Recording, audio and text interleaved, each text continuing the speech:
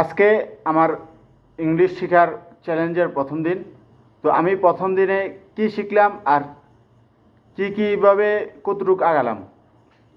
প্রথমে আমি যেভাবে প্রথমে hello, how are you, what is your name, I am learning English, yes, no, I going, excuse me,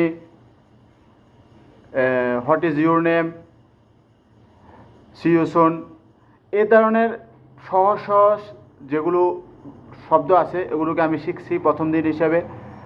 দ্বিতীয়ত আমি কিছু ইংলিশ শব্দ শিখছি যেগুলোর মাধ্যমে আমি বাক্য বানিয়েছি।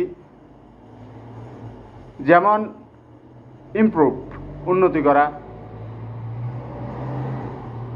ট্রাই, চেষ্টা করা, স্পিক, কথা বলা, লার্ন, শিখা, লিসেন, শোনা। এভাবে আরও অনেকগুলো শব্দ আমি শিখেছি। সাথে সাথে চেষ্টা করছি যে এগুলো দিয়ে শব্দ দিয়ে এগুলো কী করা, প্র্যাকটিস করার জন্য। যেমন spoke, I am speaking English everyday. মূল কথা হলো আপনার প্র্যাকটিস হলো মেন। আপনি শুনতে হবে প্রচুর পরিমাণে আর অনেক প্র্যাকটিস করতে হবে।